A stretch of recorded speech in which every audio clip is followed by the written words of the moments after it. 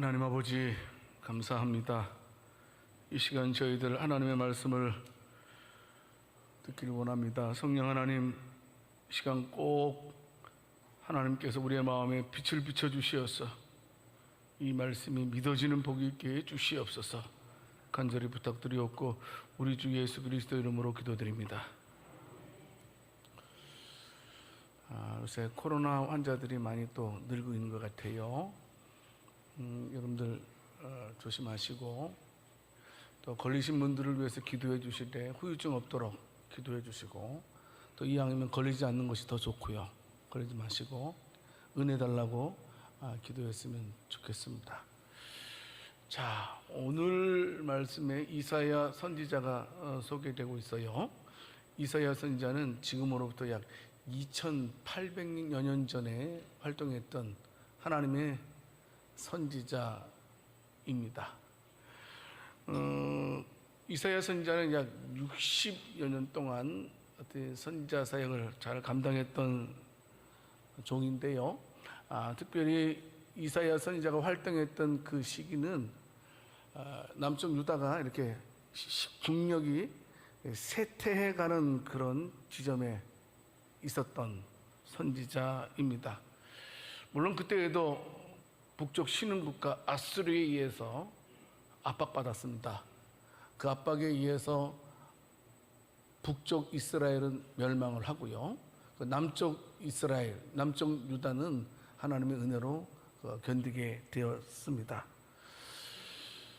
이제 이 이사야 선지자가 남쪽 유다 백성들에게 하나님의 메시지를 전달하는데요. 어떤 메시지를 전하면 너희가 바빌론에 의해서 멸망할 것이다.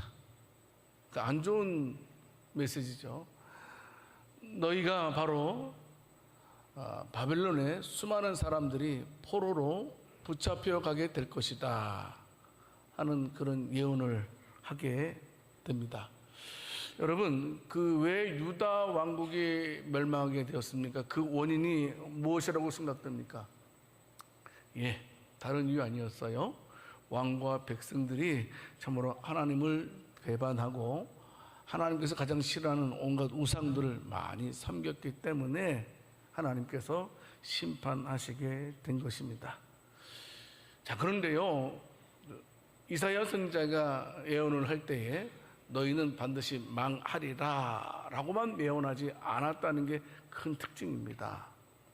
여러분, 우리가 이사야서가 66장으로 되어 있습니다. 성경이 66권 되어 있는 것처럼 말입니다. 구약이 39권 아닙니까? 3927 합니다. 희한하게 일치하죠.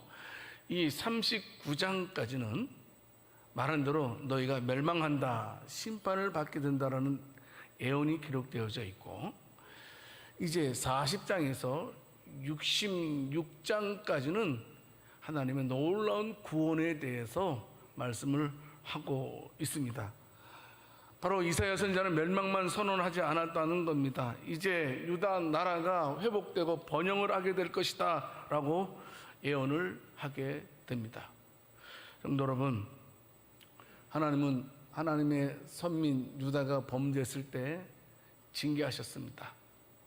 하나님은 징계하십니다.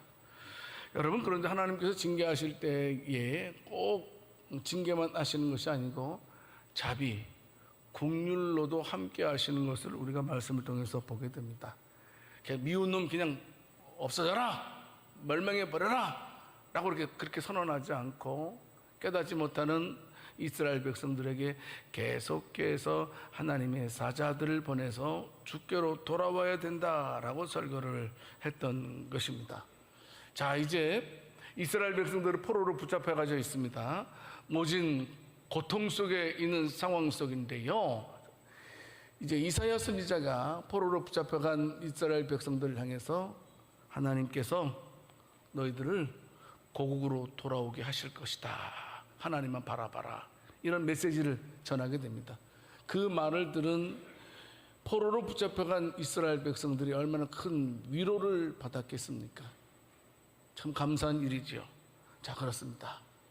우리는 오늘 말씀을 통해서요, 또 하나님, 어떤 분이신지, 우리가 붙들고 우리가 의지하는 하나님은 어떤 분이신가에 대해서 말씀을 드릴까 합니다. 첫 번째는 우리 하나님은 바로 우리를 위로해 주시는 하나님이다라는 사실을 우리가 꼭 붙들어야 됩니다. 하나님께서는 바빌론 포로로 붙잡혀간 이스라엘 백성들에게 무엇이 필요한지를 알고 계셨습니다. 그래서 본문 이사야서 40장 1절 말씀에서 참으로 이사야 선지자를 통해서 너희는 위로하라. 지쳐있고 힘든 이스라엘 백성들을 위로하라 라고 말씀을 해 주시고 있는 것입니다. 물론 이스라엘 백성들이 하나님께 잘못해서 포로로 붙잡혀간 것입니다. 하지만 하나님께서 이스라엘 백성들을 징계하실 때는 그 징계의 목적이 심판이 아닙니다. 그렇지 않습니까? 우리가 우리 자녀들을 혼낼 때 이놈 그냥 잘 되라고 우리가 때로는 체벌을 하는 겁니다. 못 되라고 체벌하는 부모가 어디 있겠습니까? 어떤 면에서도 하나님께서는 자기 백성에 대해서는 항상 선하신 마음을 가지고 계신다라는 사실을 우리가 잊어서는 안 됩니다. 이스라엘 백성들이 범죄했을지라도, 이스라엘 백성들이 말씀에서 어긋나 있을지라도 하나님께서는 그들에 대해서 항상 선하신 마음을 갖고 계셨습니다. 안타까워하시지요. 그래서 하나님께서는 이사야서 51장 12절 말씀에서 애절한 말씀으로 말씀하고 있습니다. 이르실 때 너희를 위로하는 자는 나 곧 나이니라. 너희들을 위로해 줄 수 있는 자는 나밖에 없다. 나밖에 없다 라고 말씀을 하고 계신 것을 보게 됩니다. 여러분, 위로자는 아무나 위로자가 될 수 없습니다. 우리가 위로해 주기 위해서는 상대에 대해서 정확히 알고 있어야 됩니다. 그 상대가 지금 어떤 상황 속에 있는지, 어떤 고통 속에 있는지, 어떤 아픔 속에 있는지를 알아야지만 진정 위로해 줄 수 있는 것 아니겠습니까? 그런데 하나님께서요 말씀하십니다. 나 곧 나이니라. 나 네 형편 다 알아. 네가 힘든 건 내가 다 알아. 네가 고통스러운 거 내가 다 알아. 내가 너희와 함께한다. 이렇게 말씀을 하고 있는 것입니다. 여러분, 우리가 지금 읽고 있는 성경은 개역 개정판이라고 말합니다. 여러분, 성경 맨 앞에 보게 되면 겉표지에 개역 개정판이라고 되어 있습니다. 그 전에 성경은 이제 개역 한글판인데요. 이 개역 한글판에서는 나 곧 나이니라는 그 말씀이 어떻게 번역되어져 있냐면 나연을, 나이거늘, 나밖에 없는데, 나만이 너희를 위로해 줄 수 있는데, 이런 식으로 번역이 되어 있는 것을 보게 됩니다. 여러분, 왜 하나님께서 자기밖에 없다라고 말씀하십니까? 하나님만이 진정한 위로를 베풀 수 있는 유일한 분이라고 왜 성경은 단정하고 있습니까? 사실요, 성도 여러분, 우리가 사람을 통해서도 위로받을 때가 있습니다. 그렇지 않습니까? 내 형편과 처지를 너무나 잘 알고 내 고통, 내 아픔을 위로해 주는 분들 있습니다. 그래서 그런 분들이 내 옆에 있다는 게 여러분 어떤 큰 힘으로 우리가 작용하지 않습니까? 그런데 성도 여러분, 사람의 도움은 한계가 있다는 겁니다. 아무리 그 사람이 나를 잘해줘도 유한적인 존재이기 때문에 도와주는 것도 한계가 있다는 사실입니다.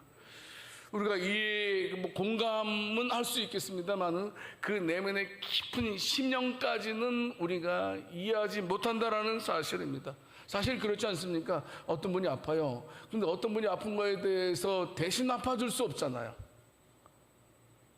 그렇지 않습니까? 성도 여러분, 무슨 말씀이냐면 우리 사람은요 근본적으로 상대방을 치유할 수 있는 능력이 없다라는 사실입니다. 온전한 위로자, 진정한 위로자가 될 수 없는 것이 인생이라는 사실입니다. 그러나 성도 여러분, 하나님은 다르십니다. 하나님은 창조자이십니다. 하나님은 우리의 심령, 우리의 그 폐부, 그 존재의 심령까지도 다 아시는 분이십니다. 내가 어떤 일로 고통받고 있는지 정확히 알고 계십니다. 그리고 공감해 주시고, 그리고 우리의 사정을 몰라주시는 분이 아니라는 겁니다. 성도 여러분, 더 놀라운 것은요, 내가 지금 힘들어하는 그 문제를 해결할 수 있는 능력을 가지신 분이 하나님이라는 겁니다. 그러니까 우리만 공감해 주는 것이 아니고 내 문제를 해결해 줄 수 있는 능력까지 가지신 분이라는 사실입니다. 오늘 말씀에서도 아주 명백하게 말씀을 하고 있는 것을 보게 됩니다. 하나님께서는 이스라엘 백성들을 향해서 말씀하고 있습니다. 나 곧 나이니라. 너희를 살려줄 자, 너희를 위로할 자는 나 곧 나이니라 라고 말씀을 하고 있는 것입니다. 그러면서 이사야서 51장 13절 말씀에서 하나님 말씀하시고 계십니다. 너희가 잊었구나. 너희를 창조하고 너희를 만들고 온 우주를 창조한 나를 잊어버렸구나. 한번 생각해봐라. 얼마 전에 너희 주변에 얼마나 무서운 자들이 많이 있었냐. 너희를 괴롭혔던 자들이 얼마나 많이 있었느냐. 그래서 너희를 괴롭히는 자들을 볼 때 너희는 얼마나 두려워 떨었느냐. 그래 지금 봐라. 너희를 괴롭혔던 자들이 지금 있느냐? 없지 않느냐? 하나님께서 지금 말씀을 하고 있는 것입니다. 무슨 말씀입니까? 하나님께서 우리 백성들에게 고통을 주었던 자들을 심판하시고 그들로 더 이상 두려움을 떨지 않도록 하나님께서 함께해 주셨다라는 사실을 말씀하고 있는 것입니다. 왜 나를 잊었어? 왜 나를 잊었어? 성도 여러분, 그러므로 우리는 어떻습니까? 내가 당한 문제를 완전하게 해결할 수 있는 분은 하나님밖에 없다라는 사실 명심하고 그분만 바라봐야 된다는 겁니다. 여러분 대단해요. 왜냐하면 보세요. 우리의 죄의 문제를 해결해 주시기 위해서 하나님께서 어떻게 하셨습니까? 독생자 예수 그리스도를 이 땅에 보내주셔서 십자가에 죽기까지 하신 하나님의 놀라운 긍휼을 우리는 알고 있지 않습니까? 맞습니다. 우리의 죄의 문제를 해결해 주신 그 하나님께서 또 다른 우리의 문제도 해결해 줄 수 있는 유일한 분이라는 사실을 믿어야 됩니다. 이게 믿어지지 않으면 안 된다는 겁니다. 믿어줘야 됩니다. 하나님은 나를 붙드시는 하나님이라는 사실이 우리 가슴 속에서 믿어지는 은혜가 있기를 살아계신 주님의 이름으로 축원합니다. 꼭 붙들어야 된다는 사실입니다. 여러분 아무리 위기를 만나도요, 하나님이 나와 함께 하신다는 사실만 붙들면 우리 좌절하지 않습니다. 예, 물론 힘들어요. 물론 해결될 때까지 그 과정이 어려울 수도 있을 겁니다. 하지만 하나님께서 나를 붙들고 계신다는 사실을 명심하고 특별히 하나님께서 나에게 나 너와 항상 함께 할 거야. 무슨 일이 있더라도 나 너 떠나지 않는다. 영원토록 내가 너와 함께하고 너를 붙들어 줄 거야 라고 그 말씀이 내 귀에 들려진다면 우리는 사자굴 속에서도 풀무불 속에서도 당당하게 살아갈 수 있게 될 것입니다. 성도 여러분, 예, 물론 우리가 당하는 문제가 큰 문제입니다. 그 문제가 우리를 누를 때 우리가 압박받는 것 큽니다. 그렇지 않습니까? 하지만 기억할 것은 그 문제보다도 더 크신 분이 하나님이라는 겁니다. 이게 믿어져야 됩니다. 이것을 믿으셔야 됩니다. 그분이 바로 우리를 위해서는 긍휼을 하나도 아낌없이 내려주시는 하나님이라는 사실입니다. 그래서 고통이 크면 클수록 그 고통보다 크신 하나님을 의지하고 바라봐야 된다는 사실입니다. 그분께 나아가서 그분께 도움을 청해야 된다는 거예요. 많은 사람들이 하나님을 믿는다고 말하면서 하나님께 도움 안 청해요. 많은 사람들이 하나님께 기도해요. 기도하더라고요. 근데 몇 번 하다가 안 하더라고요. 왜 안 하냐? 하나님이 안 들어주시면 뭐 다른 방법으로 해결하지 뭐. 다른 방법도 있지 뭐.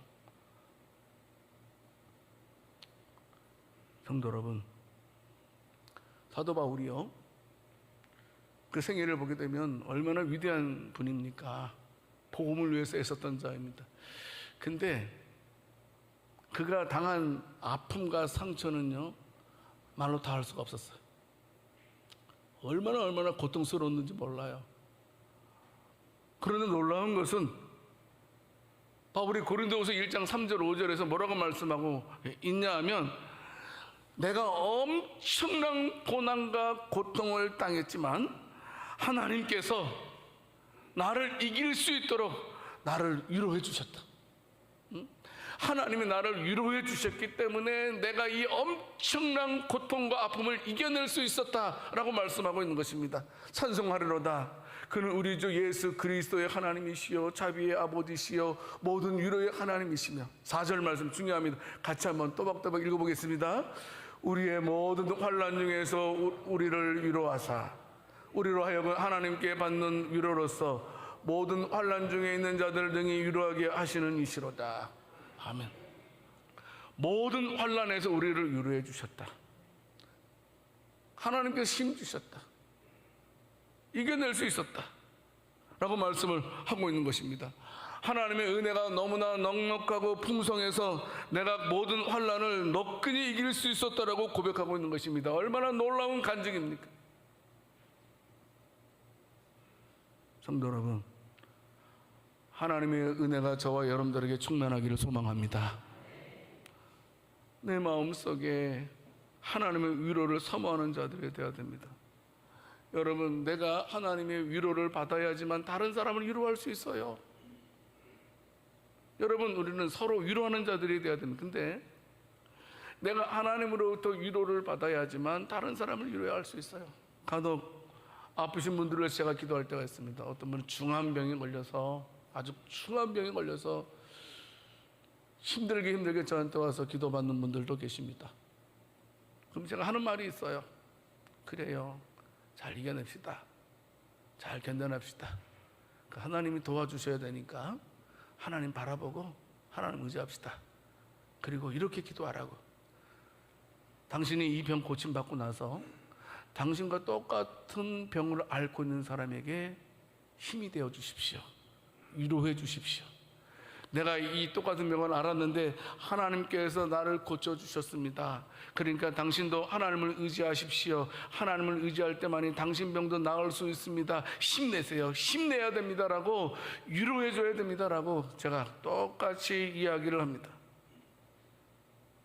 하나님 아버지, 문제는 뭐냐 하면 위로의 하나님이 내 마음속에 믿어져야 된다는 사실입니다. 사람은 믿는 대로 행합니다. 감사하게도 하나님은 우리를 위로해 주시겠다고 약속하셨고, 그 위로의 하나님은 바로 우리의 아버지가 되어 주시겠다고 약속해 주셨습니다. 하나님께서 이사야서 41장 10절 말씀에서 그 놀라운 말씀을 하지 않습니까? 두려워하지 말라. 내가 너와 함께함이라. 놀라지 말라. 나는 내 하나님이 됨이라. 내가 너를 굳세게 하리라.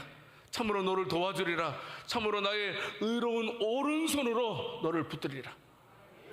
이 말씀에 은혜 받는 저와 여러분들의 다 될 수 있기를 살아계신 주님의 이름으로 축원합니다. 어떤 일이 있더라도 나와 함께 하시겠다고 말씀하고 있습니다. 너의 하나님이 되어주시겠다고 말씀하고 있습니다. 너를 도와주시겠다는 이 말씀을 통해서 위로받을 수 있는, 살아계신 하나님을 만날 수 있는 복된 저와 여러분들이 다 될 수 있기를 살아계신 주님의 이름으로 축원합니다. 두 번째로요, 여러분, 하나님께서 우리를 위로해 주시는데요, 절차가 있습니다. 그것은 뭐냐면 꼭 예수님을 통해서 우리에게 한없는 은혜를 누리게 하시는 하나님이라는 사실입니다. 오늘 보면 이사야서 40장 3절에서 5절까지의 말씀을 통해서 보게 되면 하나님께서 참으로 메시아를 보내주시겠다라고 말씀하셨습니다. 메시아를 보내줄 테니까 너희가 그를 맞이할 준비를 갖춰라 라고 말씀하고 있습니다. 여기 외치는 자의 소리여, 외치는 자의 소리여, 너희는 광야에서 여호와의 길을 예비하라. 그 다음에 여호와의 영광이 나타나고 모든 육체가 그것을 함께 보리라. 메시아 보내주시겠다는 겁니다. 여러분, 여기서 외치는 자의 소리 누굽니까? 여러분, 세례 요한이 등장했을 때에 대제사장들과 장로들이 당신 누구야? 도대체 당신은 어떤 사람이야? 라고 말했을 때에 이 세례 요한이 이사야 선지자의 말을 동원하면서 이 외치는 자의 소리여, 바로 그가 나다. 나는 여호와의 길을, 예수님의 길을 예비하러 왔다. 예수님은 누구냐? 예수님은 세상 죄를 지고 가는 하나님의 어린 양, 그 사실을 먼저 알리기 위해서 내가 먼저 왔다 라는 사실을 말한 것입니다. 성도 여러분, 예수님밖에 없습니다. 예수님만이 유다 민족을 구원할 수 있고, 하나님은 이스라엘만을 위해서 예수님 보내주신 것이 아니고 예수 믿는 저와 여러분들을 위해서 이 땅에 보내주셨다는 사실입니다. 예수님 이 땅에 오셨습니다. 공생이 시작하셨습니다. 30세 공생이 시작하지 않습니까? 안식일날 회당에 들어가셔서 회중 앞에서 이사야서 두루마리를 펴서 낭독을 하게 됩니다. 그 읽는 장면이 누가복음 4장 18절 19절 말씀에서 말씀하고 있죠. 주의 성령이 내게 임하셨으니 이는 가난한 자에게 복음을 전하게 하시려고 내게 기름을 부으시고 나를 보내사 포로된 자에게 자유를, 눈먼 자에게 다시 보게 함을 전파하며 눌린 자를 자유롭게 하고 주의 은혜의 해를 전파하게 하려 하심이라 하였더라. 이 말씀을 예수님께서 친히 읽으시게 됩니다.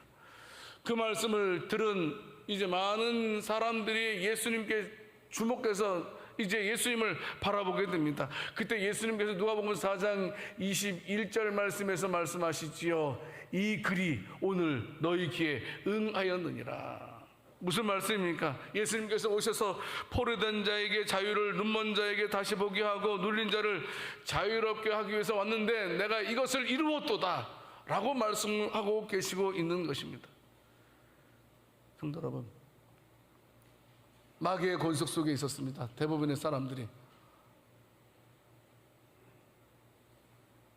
그런데 예수님께서 이 땅에 오신 것은 세상의 임금 마귀의 머리를 박살내기 위해서 이 땅에 오셨다라고 성경은 말씀을 하고 있습니다. 무슨 말씀이냐면 누구든지 우리 주 예수 그리스도를 믿는 자에게는 바로 이 마귀의 권세, 마귀의 사슬에서 해방시켜 주신다는 사실을 믿으시기를 바랍니다. 여러분, 우리가 누군가의 종이 된다는 것도 슬픈 일인데 마귀의 종이 된다고 생각해 보십시오. 얼마나 비참하겠습니까? 그런데 예수님께서 오셔서 바로 십자가로 마귀의 일을 멸하셨다고 성경은 말씀하고 있습니다. 예수님을 통해서만이 가난한 자에게 복음이 전해지고 포로된 자에게 자유가 전해지는 것이고, 눈먼 자들이 보게 되며 눌린 자들을 자유케 하실 분은 예수님밖에 없다는 사실입니다. 여러분, 기독교 역사를 보게 되면요, 물론 예수님께서 복음을 전하실 때 부자들도 예수님 많이 믿었어요. 그런데 굳이 비율로 말한다면 부자보다도 가난한 사람들이 훨씬 많이 예수를 믿은 것이 우리가 역사적으로 볼 수가 있습니다. 복음이 들어가는 곳곳마다 무지에 사로잡힌 눈먼 자들이 보게 되었습니다. 인습과 악습에 의해서 시달려온 수많은 사람들이 복음을 통해서 해방된 자들이 얼마나 많이 있는지 모릅니다. 예수님 당시에도 로마의 지배에 있었습니다. 그러다 보니까 노예 제도도 그대로 있었습니다. 그런데 어떻습니까? 교회 안에서는 모든 이들이 복음으로 하나가 되었다는 겁니다. 상전이 있고 노예가 있었는데요, 바깥에 나가서는 상전과 노예 구분이 있었습니다. 함께 할 수 있는 자리가 아니었습니다.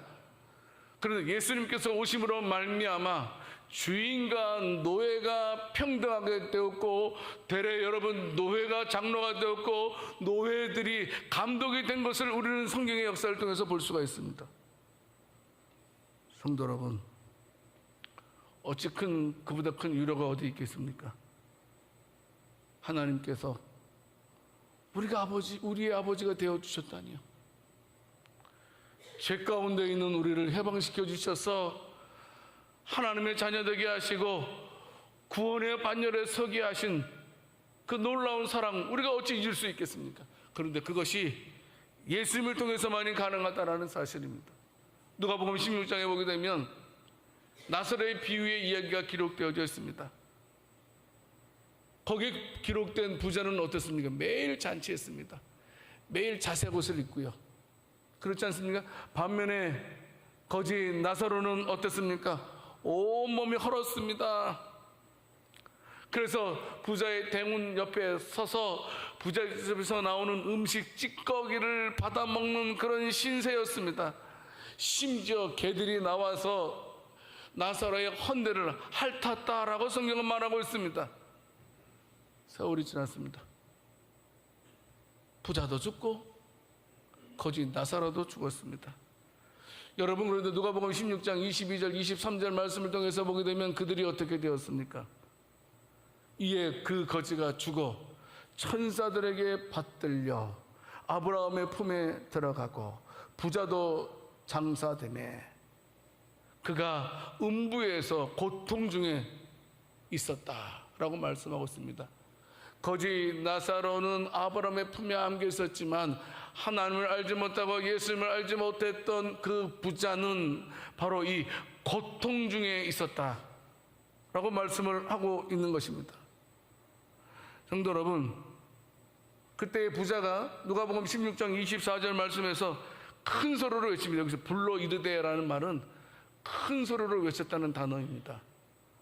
아버지 아브라함이여, 나를 긍휼히 여기사 나사로를 보내어 그 손가락 끝에 물을 찍어 내 혀를 서늘하게 하소서. 내가 이 불꽃 가운데서 괴로워하나이다 라고 말씀하십니다. 여러분, 그런데요, 뜻밖에도요, 아브라함이 그 소리를 듣고 누가복음 16장 25절 말씀에서 어떻게 말씀하고 있습니까? 아브라함이 이르되 예, 너는 살았을 때 좋은 것을 받았고 나사로는 고난을 받았으니, 그 다음 말이 두렵고 떨리는 말입니다. 이것을 기억하라.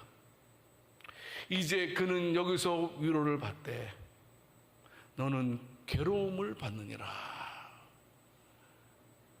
성도 여러분, 예수님을 알았던 나사로는 이제 하나님 나라에 가서 위로를 받았지만 이 땅에서 온갖 모든 것을 누렸던 부자는 음부에서 괴로움을 당한다고 성경은 말씀을 하고 있는 것을 보게 됩니다. 성도 여러분, 누구든지 예수님을 믿기만 하면 하나님의 자녀가 되었음을 믿으시기 바랍니다. 그 하나님이 나를 붙들고 있음을. 여러분, 우리가 우리 자녀들에 대해서 포기할 수 없습니다. 그렇지 않습니까? 우리가 자녀를 위해서라면 무엇이든지 다 할 수 있는 것이 부모의 마음입니다. 여러분, 똑같습니다. 하나님 절대 우리 포기하지 않습니다. 우리가 손을 놓을지언정 하나님은 절대 우리 손을 놓지 않습니다. 마태복음 5장 4절 말씀에서 말씀하고 있습니다. 애통하는 자들이 복이 있나니 그들이 위로를 받을 것이며 라고 말씀하고 있습니다. 성도 여러분, 무슨 말씀입니까? 주님을 의지하는 자는 결국은 위로를 받게 된다는 겁니다. 힘들어도 주님만 바라본다면. 성도 여러분, 세상 사람들은 고난당할 때에 좌절 속에 빠집니다. 하지만 저와 여러분들은 고난 속에서도 하나님의 위로를 받음을 통해서 그 위로를 나누어 줄 수 있는 저와 여러분들이 다 될 수 있기를 살아계신 주님의 이름으로 축원합니다. 성도 여러분, 우리는 기억해야 됩니다. 예수님께서요, 우리를 살리시기 위해서 예수님의 생애를 보게 되면요, 참 할 말이 없습니다. 예수님께서 이 땅에 오실 때도 행복한 모습으로 이 땅에 오시지 않았잖아요. 예수님 누굽니까? 하나님이십니다. 하나님의 아들이십니다. 그럼 걸맞게 오셔야 되잖아요. 천군 천사 호령에서 이 땅에 태어나시는 것이 맞지 않습니까? 그런데 예수님께서 태어나신 것은 말구에서 태어나셨습니다. 또 멀지 않아서 헤롯에 의해서 여러분 압박당하셔서 애굽으로 피난까지 하셨던 예수님이십니다. 그 예수님의 생애를 보게 되면 처음도 고통이었고 마지막도 고통이었습니다. 예수님의 생애를 보게 되면. 여러분, 그런데요, 예수님의 생애가 고통이었는데 그 고통이 누구를 위한 고통이었느냐? 바로 저와 여러분들을 위한 고통이었다라는 사실입니다. 예수님께서 십자가에 죽으셨기 때문에 우리가 죄사함 받게 되고, 예수님께서 십자가에 죽으심으로 우리가 모든 질고가 나음 받게 되었고, 예수님께서 십자가의 지심으로 말미암아 저와 여러분들이 자유를 얻게 되었음을 믿으시기를 바랍니다. 한 번도 주님은 예면하지 않았습니다. 사람들이 손가락질하는 사람들 다 만나 주셨습니다. 하물며 한센병, 문둥병자도 예수님께서 친히 만나 주신 것을 우리는 너무나 잘 알고 있습니다. 누구든지 주님께만 나간다면 주님은 하나님의 위로로 함께 하시겠다고 약속해 주고 있는 것입니다. 날마다 하나님께서 이사야 선지자를 통해서 내 백성을 위로하라고 말씀을 하고 있습니다. 성도 여러분, 우리 성도들은 꼭 하나님의 위로를 받을 수 있는 저와 여러분들이 다 될 수 있기를 살아계신 주님의 이름으로 축원합니다. 여러분, 아까 말씀드렸지만 하나님이 함께 하신다는 사실이 믿어져야 돼요. 믿어야지 해서 믿어지는 것 아닙니다. 그 대신 내가 믿고 싶다고 해서 믿어지는 게 믿음이 아니더라고요. 그 믿음은 어떻게 생기는 겁니까? 믿음은 말씀을 들음을 통해서 생겨나는 겁니다. 이게 신비입니다. 그리고 말씀을 들음을 통해서 그 사실이 그냥 저절로 믿어져요. 그냥 내가 뭐 반복해서 들었기 때문에 믿어지는 것이 아니고 하나님의 말씀이기 때문에 들음을 통해서 우리가 이 사실이 믿어진다는 겁니다. 그래서 우리는 말씀을 들을 때마다 하나님, 성령 하나님, 이 시간 말씀을 듣는데 이 말씀이 저에게 믿어지도록 은혜 주세요 라고 기도하는 이유가 거기에 있는 것입니다. 성도 여러분, 아무쪼록 우리 성도들은 풍성한 은혜 가운데 거할 수 있기를 살아계신 주님의 이름으로 축원합니다. 세 번째로, 여러분, 더 놀라운 것은요, 하나님은 예수 그리스도를 통해서 우리를 위로해 주시지만 절대 변하지 않더라고요. 사람은 변해요. 그렇지 않습니까? 그리고 또 사람 잘 속아 넘어갑니다. 이스라엘 백성들도 정치인들에게 속아 넘어갔잖아요. 정치인들이 절대 우리만 바라봐라, 우리가 결정하는 대로 따르면 너희는 평안하다. 말은 그렇게 해놓고 그 정치인들이 어떻습니까? 자기 욕심만 채우지 않았습니까? 결국은 백성들이 도탄에 빠지지 않았습니까? 여러분, 강대국도 마찬가지입니다. 강대국들이 이스라엘 백성들을 속였습니다. 야, 너희들 애굽 의지하지 마. 애굽이 너희를 지켜주는 것이 아니야. 애굽은 또 어떻습니까? 야, 너 바벨론 의지하지 마. 바벨론 의지해봐도 소용없어. 우리를 의지해야 돼. 그래서 이스라엘 백성들이 맨 처음에는 누구를 의지합니까? 애굽을 의지하다가 나중에 바벨론을 의지하게 되지 않습니까? 근데 그토록 의지했던 바벨론에 의해서 점령을 당하고 맙니다. 여러분, 얼마나 비참하게 되었습니까? 모든 것을 다 빼앗기고 포로로 붙잡혀 갑니다. 더더욱 놀라운 것은 성전의 기물까지 다 빼앗기게 됩니다. 이건 수치 중에 수치입니다. 그렇게 믿었던 바벨론을 통해서 철저하게 멸망당했던 이스라엘 백성들 속아 넘어갔습니다. 하지만 하나님은 거짓이 없습니다. 하나님은 절대로 우리를 속이지 않습니다. 하나님의 말씀은 절대로 우리를 농락하지 않는다는 겁니다.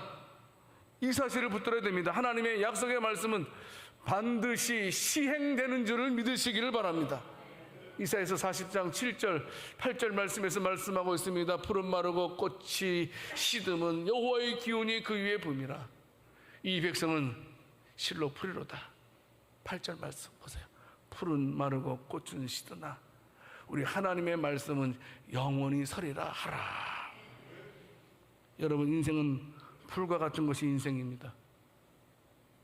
인생의 아름다움은 여러분 영원하지 않습니다. 풀과 같이 시들게 될 때가 온다라는 사실입니다. 바벨론의 그 놀라운 화려한 패권도 그만 결국 바사에 의해서 멸망을 당하지 않습니까? 한때입니다. 그러나 여호와의 말씀은 영원하다는 사실을 저와 여러분들은 믿어지는 은혜가 있기를 살아계신 주님의 이름으로 축원합니다.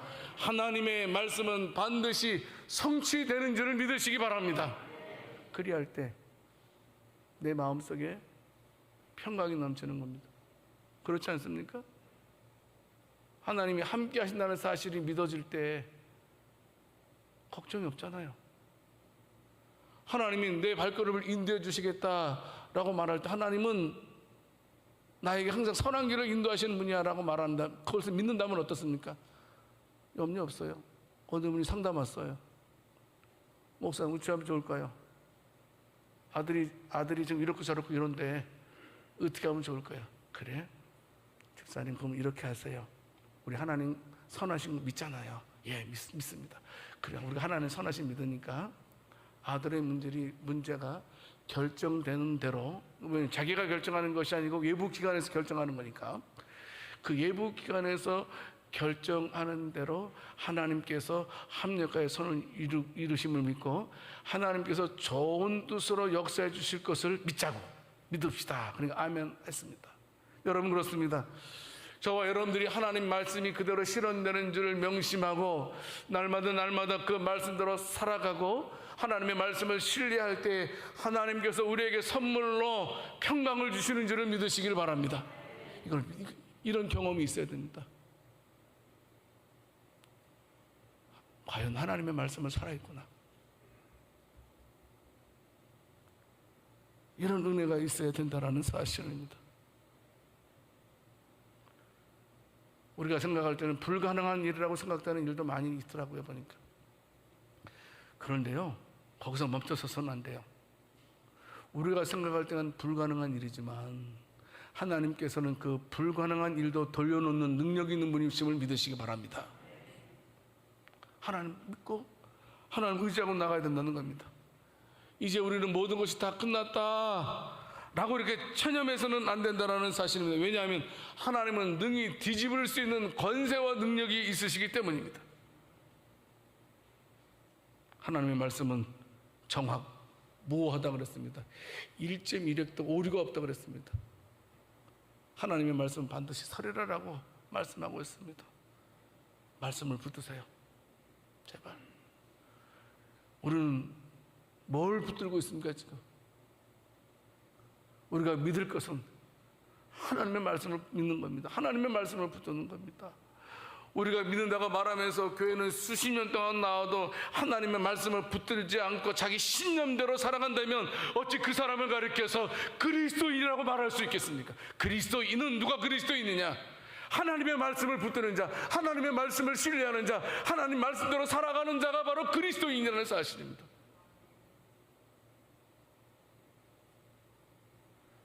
그러므로 우리가 하나님의 말씀을 신뢰하게 되면 하나님께서 저와 여러분들에게 놀라운 위로로 함께 해주실 줄 믿으시기 바랍니다.